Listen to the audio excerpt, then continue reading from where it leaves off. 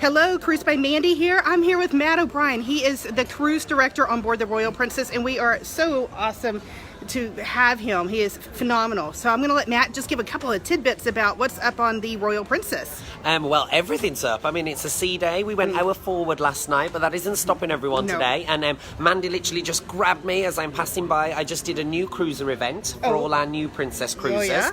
I've got line dance in about 20 minutes, so there'll be a hoedown going on live on deck number 5. And being a sea day, there's a lot of new things, a lot of the classics. We've got cruise long trivia, a mini Olympics. We're also starting our Spanish at sea classes because we're on the way to South America. Yes, absolutely.